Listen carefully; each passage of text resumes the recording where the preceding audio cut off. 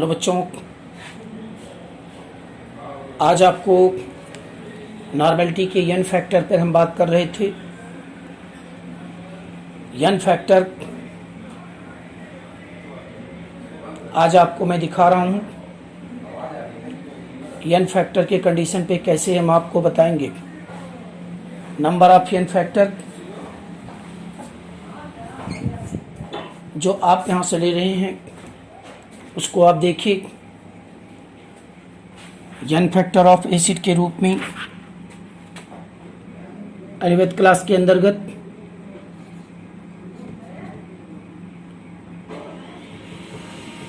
n factor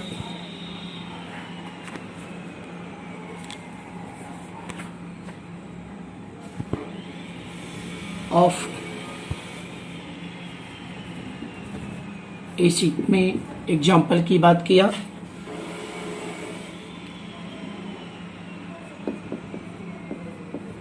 H2SO4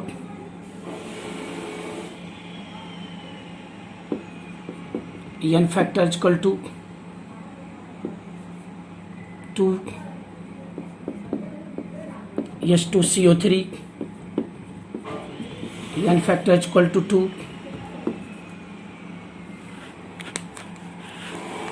और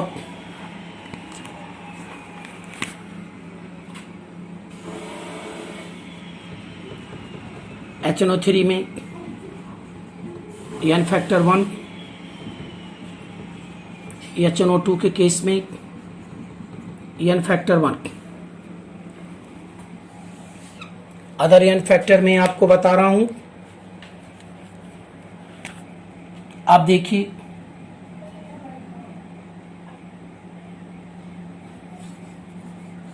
n factor of phosphoric acid के condition पे H3PO3 n factor 2 H3PO4 n factor 3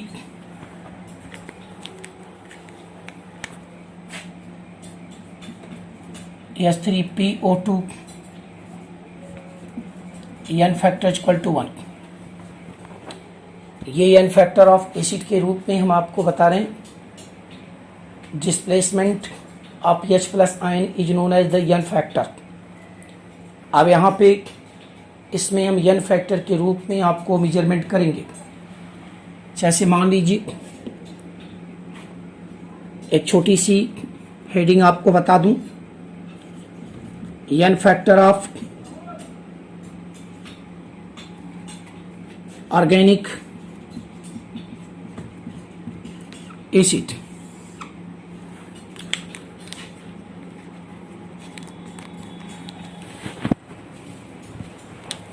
देखिए आप यहां पे n factor of organic acid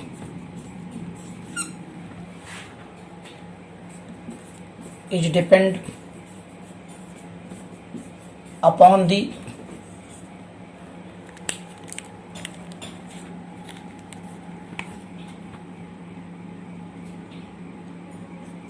H plus ion of COOH। H plus ion of COOH मेरे आप देख रहे हो। जैसे अभी आप लेते हो, ये प्लस होता है, ये माइनस होता है। इस पॉइंट में C डबल बॉन्ड O पर माइनस NH प्लस, तो इसका n फैक्टर इक्वल टू 1 हो जाएगा। अब n फैक्टर इक्वल टू 1 अगर आप ले रहे हैं तो आप ये ध्यान देने की बात कीजिए कि n फैक्टर 1 के रूप में इसको मेजरमेंट कर रहे हैं।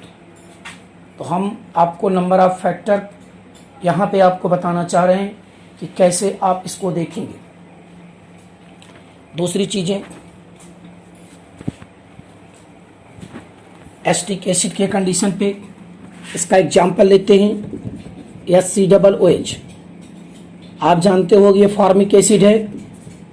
अब फॉर्मिक एसिड में H plus N minus CH3 COOH plus minus, इन दोनों का n factor equal to 1। Acetic acid last term पे अगर हम COOH की बात करें प्लस माइनस ऑक्जेलिक एसिड, इसमें n फैक्टर इक्वल टू 2 हो जाएगा। देखिए n फैक्टर का यूज क्या होता है एक्चुअल में इक्विवेलेंट मास निकालने के लिए। जब आप n फैक्टर आप यूज करेंगे तो इक्विवेलेंट मास आपको पता करने में मिल जाता है। आप यहाँ से देखेंगे एसिड के ये फंडामेंटल पूरी सी प्रॉपर्टीज में n फैक्टर आप निकाल सकते हैं। देखिए मैं इसी समय आपको इक्विवेलेंट मास की भी चर्चा करता चल रहा हूँ। Equivalent mass E equal to होता है m अपॉन n फैक्टर। ये आप अच्छी तरह से देख लीजिए, या कह सकते हैं m अपॉन W/E। तो नो डाउट ये चीज़ें खास करके देखने के लिए है। ये क्या होता है इक्विवेलेंट मास होता है m equal to molecular mass और n factor number of factor in acid equal to displacement H plus number. ये चीज़ें अगर प्राप्त करना है तो आपको ध्यान देने की ज़रूरत है। Equivalent mass E equal to m upon n factor के रूप में अगर देखेंगे तो साफ दिखाई पड़ रहा है। तो अब n फैक्टर अगर आप लेंगे तो ऐसे कंडीशन पे आपको ये फार्मूला इक्विवेलेंट मास निकालने के लिए दिया गया है। क्योंकि जब नॉर्मलिटी आप लगाओगे, नॉर्मलिटी आप पढ़ोगे तो वहाँ पे n फैक्टर बहुत ज़रूरी हो जाएगा और आप इस तरह से देख लेंगे। आइए मैं आपको कुछ यहाँ पे n फैक्टर बेस के रूप में भी बात करता हूँ, सॉल्ट के भी रूप में भी बात करूँगा। देखिए इक्विवेलेंट नंबर ऑफ बेस। अब यहां से देखिए equivalent number of base equal to होता है W upon E equal to n factor base equal to acidity of base. अब आप यहाँ से पूरी तरह से देख रहे हैं, इस पॉइंट में एसिडिटी ऑफ बेस निकालना है तो वो acidity of base equal to होता है डिस्प्लेसमेंट OH माइनस नंबर। अब डिस्प्लेसमेंट OH माइनस नंबर की बात हम करें तो यहाँ पे खास करके आपको दिखाई पड़ रही कि डिस्प्लेसमेंट OH माइनस नंबर आप ले रहे हो, ये हमारा क्या होगा, ये आपका n फैक्टर ऑफ बेस होगा। तो कोई भी कंडीशन अगर आप देखें NaOH KOH, इसका n फैक्टर इक्वल टू 1, इसकी acidity of base equal to 1 हो जाएगा। नेक्स्ट हम आप यहां से बात कर रहे हैं, अगर n फैक्टर आप एसिडिटी ऑफ बेस के रूप में लेंगे 1 के रूप में दिखाई पड़ेगा MgOH का होल ट्वाइस CaOH का होल ट्वाइस। यहाँ भी n फैक्टर इक्वल टू आपके 2 आ गए। इसका acidity of base equal to 2 के रूप में आपने ले लिया। अब यहाँ से एसिडिटी ऑफ बेस अगर 2 हो गया, n फैक्टर 2 हो गया, तो बिल्कुल आपके सामने ये चीज़ें खास करके होती थी। अब सीधे अगर आपने यहाँ पे बता रहे हैं कि n फैक्टर हम एसिडिटी ऑफ बेस ले रहे हैं, तो आपके सामने निकालेगा। देखिए आप E base equal to m upon n factor, ये फार्मूला आप बिल्कुल निकाल सकते हैं। E क्या है यहाँ पे? E base equal to equivalent mass of base हो जाएगा। तो दोनों में ये खास करके दिखने के लिए बात ही है। जब आप इक्विवेलेंट अगर मास निकालना है बेस को, तो ज़रूर m अपॉन n फैक्टर के रूप में भी कार्य कर सकते हैं। और यहाँ पे n factor OH minus number होता है। अब जब n factor OH minus number अगर आप लेंगे, तो ऐसे कंडीशन पे आप बिल्कुल अच्छी तरह से यहाँ से देखेंगे, ये चीज़ खास करके दिखाई जा रही है कि n फैक्टर आप कैसे आप इसको यूज करेंगे। नेक्स्ट हम आपको बताने चल रहे हैं यहाँ पे n factor of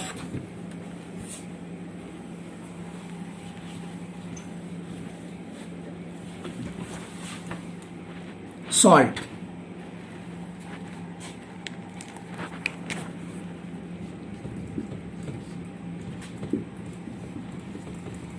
equivalent number of salt के रूप में देखेंगे। अब इक्विवेलेंट नंबर ऑफ सॉल्ट देखेंगे, आप कैसे यहाँ पे हल करोगे। इसमें जब इक्विवेलेंट नंबर ऑफ सॉल्ट में ले लिया, तो सब दिखाई पड़ा। E आपने यहाँ पे लिया equivalent number of salt equal to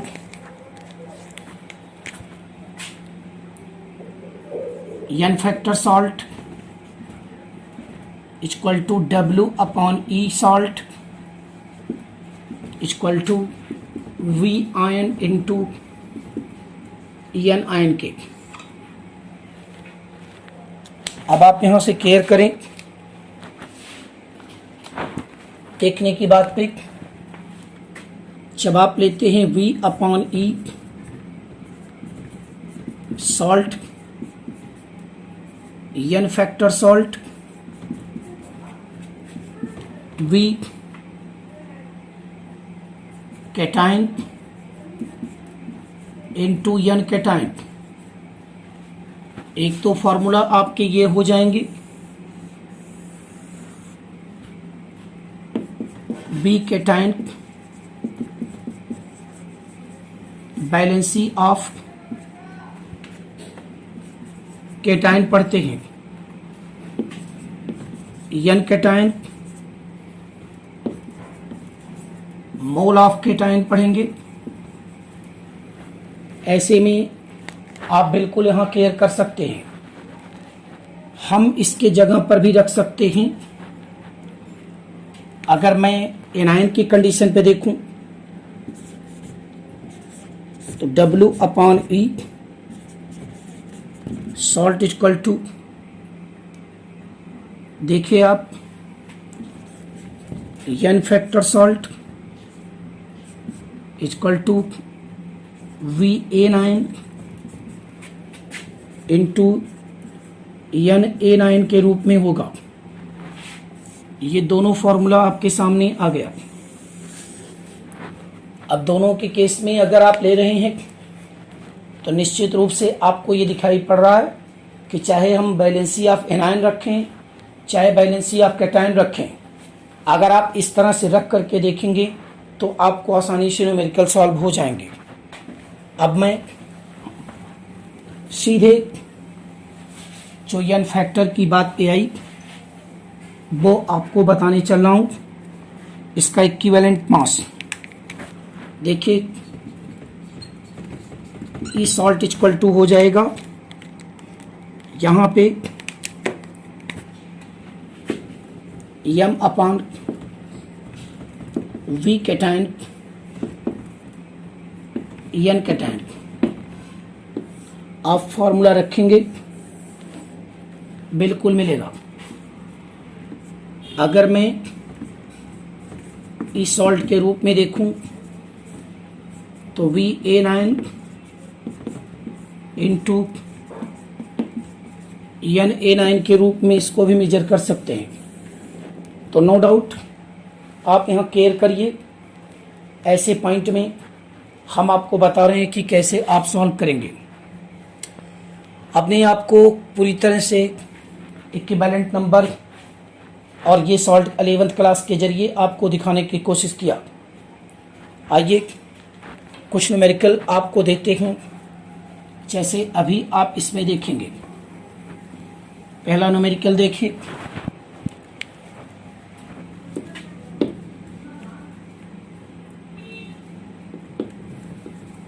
calculate the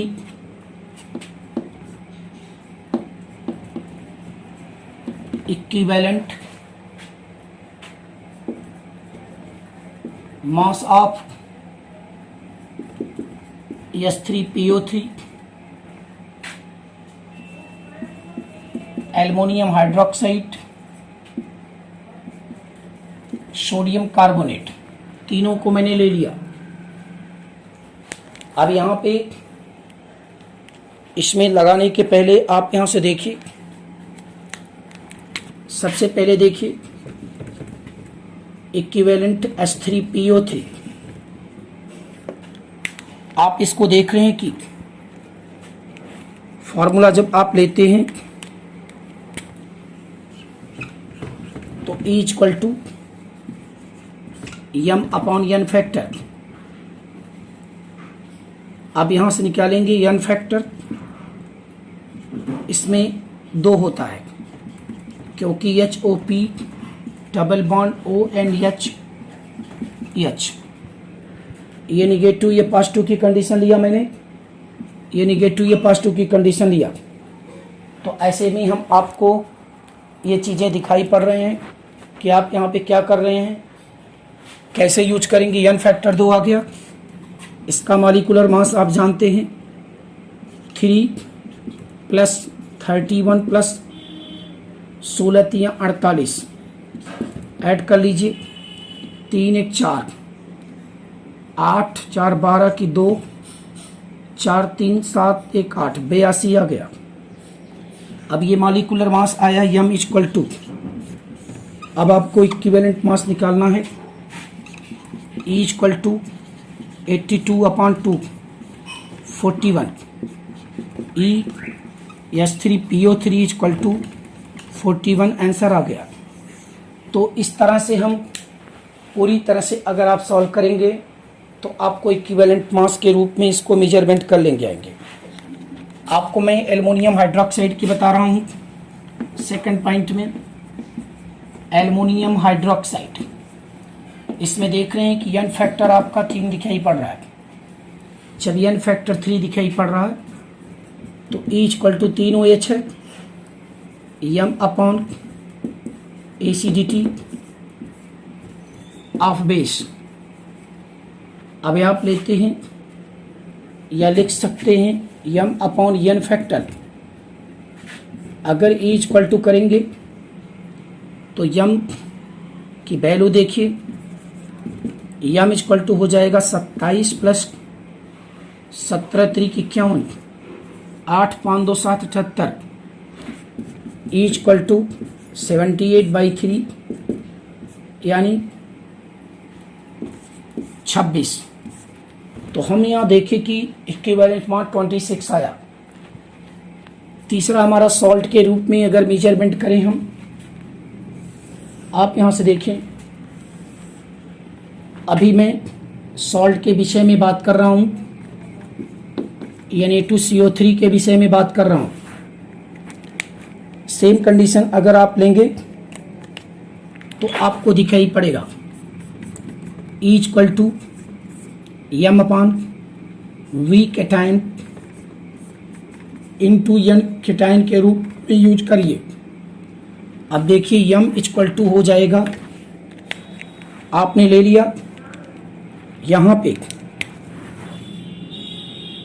2 into 23 plus 12 plus 48, ये 106 हो जाएगा 126। अब 126 के रूप में अगर आपने 106 लिया तो आप यहाँ से देखिए Na2CO3 इसको आपने ब्रेक कर दिया। अब Na2CO3 के ब्रेक किया 2Na plus CO3 double minus, यहाँ पे N equal to 2, V equal to 1, तो फार्मूला हो जाएगा E equal to 106 upon 2 into 1 53। तो टोटल आपके सामने इस तरह से इक्विवेलेंट मास आप मेजर कर लिए। तो इक्विवेलेंट मास दोनों तरफ से निकाल सकते हैं, सॉल्ट के केस में भी निकाल लिया आपने, आयन के भी केस में निकाल लिया, और आपके सभी एसिड और बेस के कैसे सॉल्ट निकालेंगे। इक्विवेलेंट मास निकालना बहुत ही आवश्यक है, क्योंकि बिना इसके नॉर्मेलिटी आप यूज नहीं कर पाएंगे। आइए एक क्वेश्चन में और आपको बताता हूँ दूसरे टाइप का, इसमें ध्यान देने की बात कीजिए।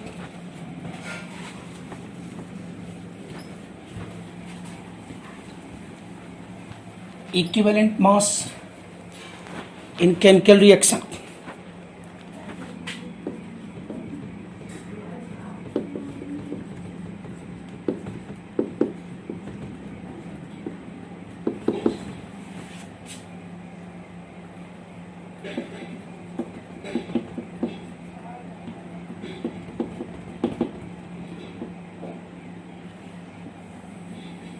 देखिए आप इसमें अगर आप ले रहे हैं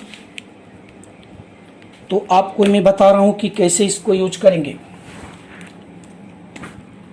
सपोज करिए आप NaOH लेते हैं प्लस H3PO4 आपने ले लिया, ये रिएक्शन में बन गया NaH2PO4 प्लस H2O आपने यूज कर लिया। अब ये पूछ रहा है कि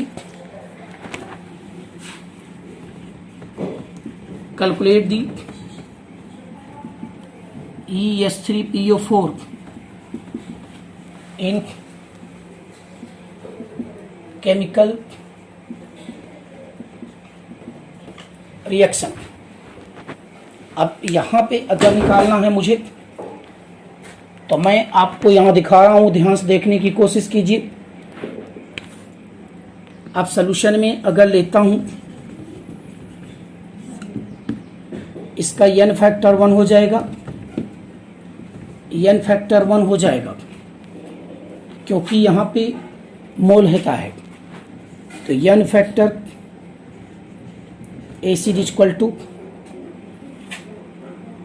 1, क्योंकि मोल नंबर H2 को रूप में आपने ले लिया। तो N फैक्टर NaOH यानी base equal to N factor acid equal to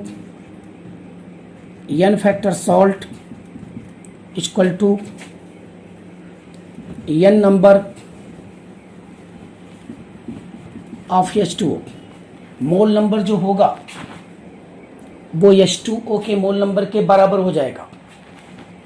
तो यहाँ से देखिए H3PO4 लिखा हुआ था, 3 हाइड्रोजन थी, 1 हाइड्रोजन डिस्प्लेसमेंट कर गया, क्योंकि एक हाइड्रोजन यहाँ से डिस्प्लेसमेंट हो रहा है, तो N फैक्टर इसका 1 आ जाएगा। आप आराम से निकाल सकते हैं। EH3PO4 इक्वल टू करेंगे यहाँ पे जब वैल्यू आएगी तो टोटल आप ध्यान दीजिए यम अपॉन एन फैक्टर। तो इसका यम आप देखो, यम इक्वल टू आप लेते हैं जब तो सीधे S3PO4 लीजिएगा, टोटल ये आएगा 3 + 31 + 64 98। अब आप यहाँ से केयर करिए S3PO4 = 98/1 करेंगे = 98 आएगा। तो बच्चों हमारे ख्याल से ये मतलब है कि अगर केमिकल रिएक्शन आपके सामने दिया रहे तब आप इस इक्विवेलेंट नंबर से आप निकाल सकते हैं। देखिए मैं आपको बता दूं कि कॉरेस्पॉन्डिंग क्लासेस ऑनलाइन यूट्यूब के माध्यम से जो आपको इस समय नॉर्मेलिटी के विथ रिलेशन पे एन फैक्टर और इक्विवेलेंट मास बताए जा रहे हैं, बहुत इंपॉर्टेंट हैं। आप इसको ज़रूर देखें और शेयर करें, लोगों को बताएं, जिससे आसानी से लोगों का पूरे फुल सिलेबस है इस पर। यह फुल सिलेबस आपको मिल सकता है, फुल कंडीशन आपको मिल सकती है। और हम आपसे वादा कर रहे हैं कि एक भी पॉइंट हम इधर उधर करके छोड़ करके नहीं चलते हैं। यहाँ पे अच्छी तरह से आपको मैं गाइड कर रहा हूँ, आप देखो और इसको लिखो। ये चीज़ें खास करके आपके सामने बताया तो कैसे इक्विवेलेंट मास के रूप में बात करते हैं। आज हम अपने पुनः नॉर्मेलिटी के बैक पे आते हैं, क्योंकि इक्विवेलेंट नंबर नॉर्मेलिटी के लिए बहुत ही ज़रूरी था। अब हम सीधे आते हैं नॉर्मेलिटी टॉपिक। आज का स्पेशल टॉपिक जो है वो आप जान रहे हैं कि नॉर्मेलिटी ये टॉपिक आपके सामने है, देखिए आप।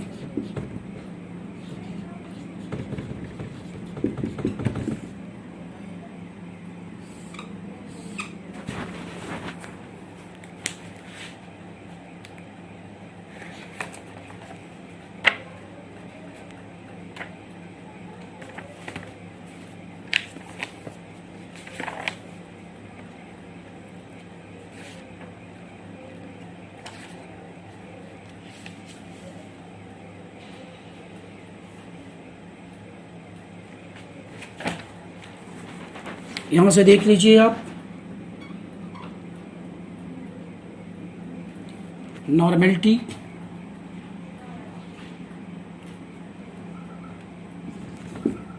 Of solution.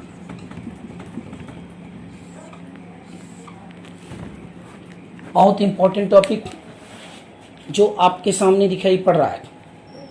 इसके डिफिनीशन के साथ देखें।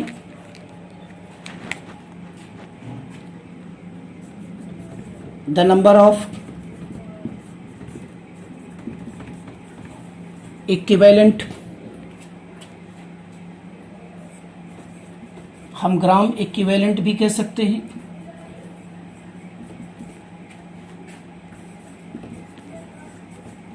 Dissolve in 1 litre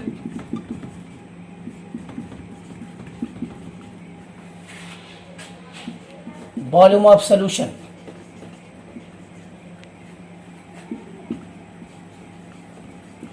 it's called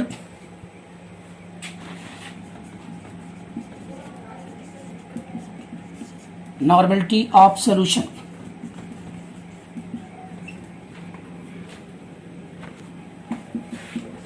It is represented by capital N. आप यहां से देखो N = W/E/B के, ये आप पढ़ चुके हैं। W/E को इक्विवेलेंट कहते हैं और B को वॉल्यूम इन लीटर। तो आप फार्मूला देखिए, नॉर्मेलिटी अपॉन W E/V। अगर मैं ई को चेंज करूं तो यम अपॉन एन फैक्टर आपको होता है, तब इस फॉर्मूला को हम लिख सकते हैं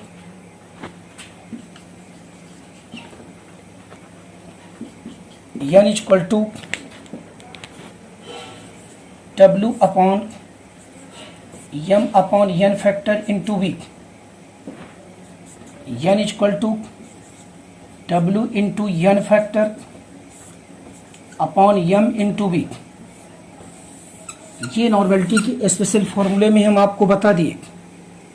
तो देखिए आप यहाँ पे पहले से आपको इक्विवेलेंट मास की जगह पर आपको पता है कि molecular mass upon n factor होता है, और molecular mass upon n factor के रूप में अगर हम लेते हैं तो खास करके ये नॉर्मेलिटी आपके सामने स्पष्ट दिखाई पड़ जाती है कि कहाँ पे ये W अपॉन m फैक्टर के रूप में हम इसको मेजरमेंट करेंगे। तो बच्चों ये एक इम्पॉर्टेंट टॉपिक था। अगर आप नॉर्मेलिटी के केस में पढ़ना चाहेंगे तो नॉर्मेलिटी बहुत ही इम्पोर्टेंट टॉपिक है, खास करके हर कंपटीशन के दृष्टिकोण से लेने के लिए आप केयर करिए। इसमें ऐसे पॉइंट में हम आपको बताने चल रहा हूँ, जब आप यहाँ पे ध्यान दीजिएगा तो नॉर्मेलिटी के केस में अगर आप ले रहे हैं तो अच्छी तरह से देखिए। हम जानते हैं कि यहाँ पे नोट पॉइंट में if the volume in millilitre, अगर वॉल्यूम मिलीलीटर में दिया गया है तब आप क्या कर सकते हैं, normality equal to W upon E into V 1000 से मल्टीप्लाई करके आप निकालेंगे। और ये नॉर्मेलिटी के निकालने का एक तरीका होता है।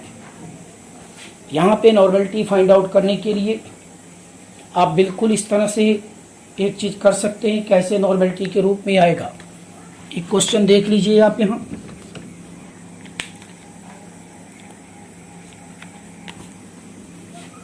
.3 ग्राम C2H2O4.2H2O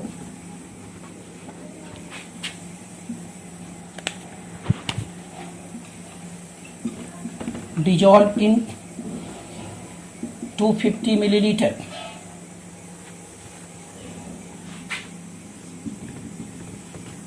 Find the normality of solution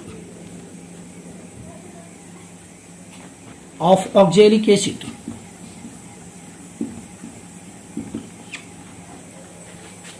अब आप यहां से केयर करें तो normality equal to W upon E into V।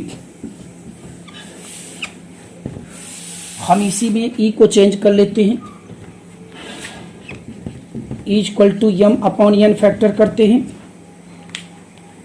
और जरा ध्यान देने की बात कीजिए, normality equal to W into n factor upon m into V और इंटू 1000 से मल्टीप्लाई करेंगे, क्योंकि वॉल्यूम मिलीलीटर में दिया गया है।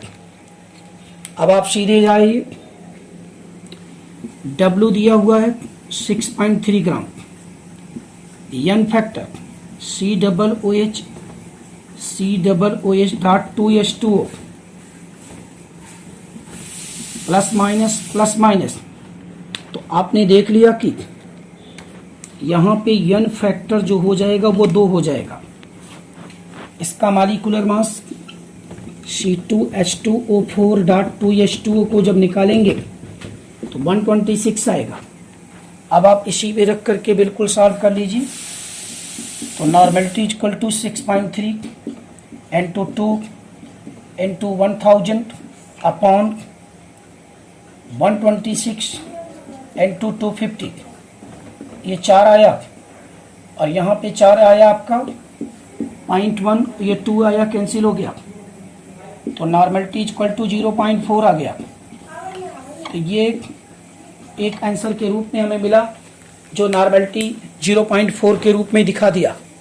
तो normality 0.4 of the very good important topic of the 11th class of the normality for the n equal to n को कैसे डिफाइन करेंगे हम।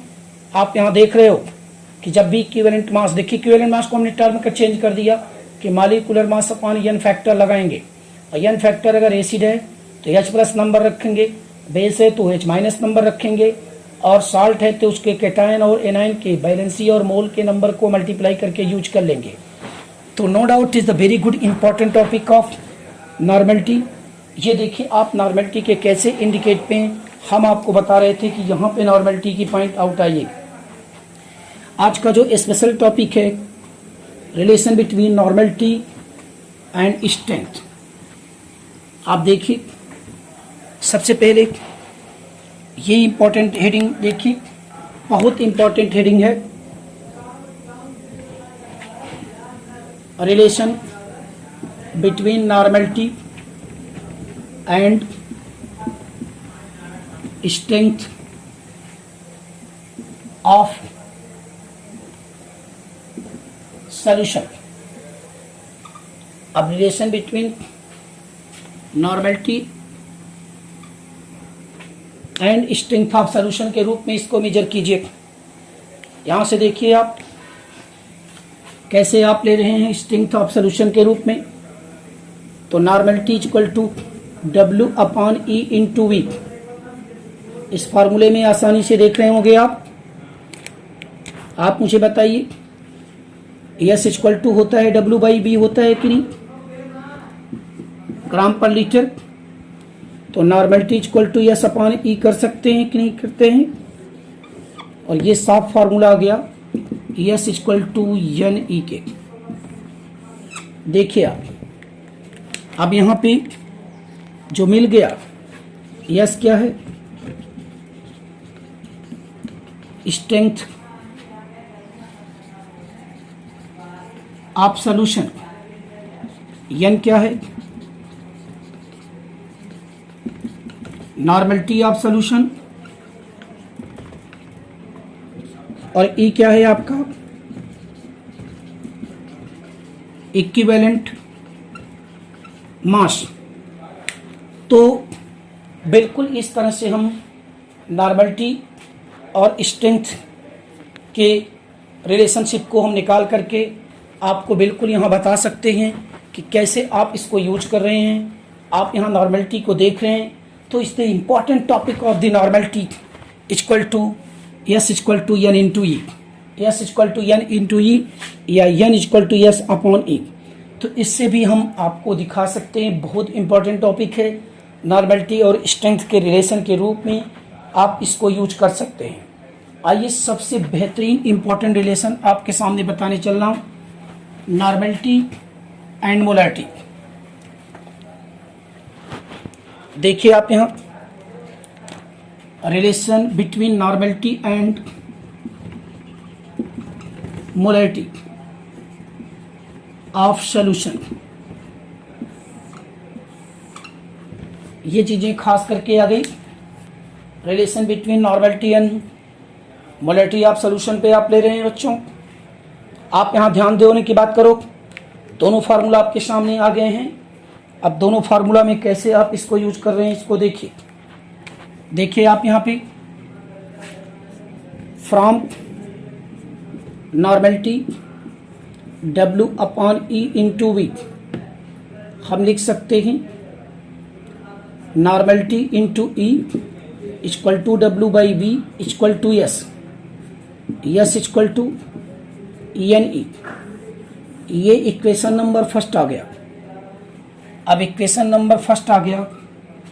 अब देखिए दूसरा टॉपिक में आप यहां से दिखा रहे हैं from molarity m equal to W upon m into V, m into small m equal to W by V equal to S। इस फार्मूला में देखिए हम लिख सकते हैं S equal to capital M into small m। Equation number 2। अब दोनों की स्ट्रेंथ आपको पता चल गई है। मोलरिटी की बेस पे स्ट्रेंथ और नॉर्मेलिटी के स्पेस पे स्ट्रेंथ आप लेते हैं। देखिए द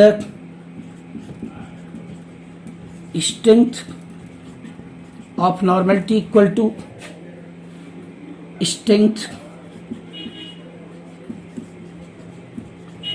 ऑफ मोलरिटी, यानी यहां से देखिए S equal to N E equal to capital M small M.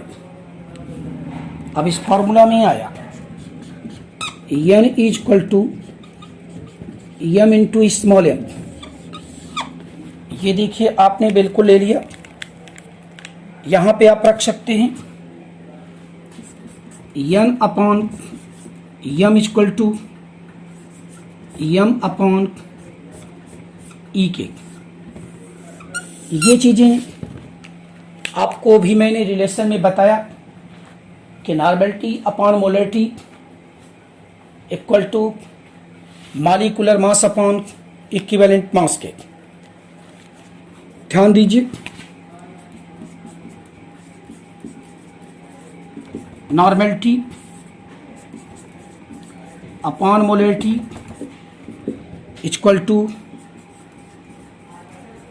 Molecular mass upon equivalent मास।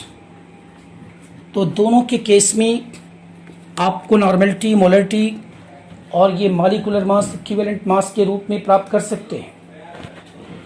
एक बार फिर समझ लीजिए, सबसे पहले आप नॉर्मेलिटी से एस इक्वल टू एन प्राप्त किए हैं, फिर आपको S equal to M into M मिल गया है, और दोनों का हमने रिलेशन बना करके normality upon molarity equal to molecular mass upon equivalent mass के रूप में प्राप्त कर लिया। आइए हम आपको कुछ शॉर्टकट इस पे दिखाना चाहते हैं कि कैलकुलेशन न करना पड़े, एन फैक्टर से हम निकाल सकते हैं कैसे। अब जरा देखिए आप नोट पॉइंट में फॉर एसिड के लिए देखते हैं M upon E equal to N factor of acid. अब अगर एन अपॉन ई के रूप में है तो एन फैक्टर ऑफ एसिड के रूप में बिल्कुल देख रहे हैं, ये बिल्कुल साफ दिखाई पड़ रहा है एम अपॉन ई के रूप में एन फैक्टर। अब देखिए तो हम लिख सकते हैं normality upon molarity equal to M upon E equal to N factor of acid. ये फार्मूला के रूप में आ गया, और N upon M equal to N factor of acid. ये पहला कंडीशन। जब आपको इससे निकालना हो तो आप बिल्कुल आराम से न्यूमेरिकल के रूप में भी देख सकते हैं। इसी प्रकार आप यहाँ ध्यान देने कीजिए, फॉर बेस के लिए आपका फार्मूला बन जाएगा N upon M equal to N factor of base. ये कंडीशन हो जाएगी। और अगर हम देखें इसमें फॉर सॉल्ट के लिए, अगर सॉल्ट के लिए ये वैल्यू बात कर रहे हैं तो आप बिल्कुल यहाँ दिखाई पड़ रहा है कि N upon M equal to N factor equal to we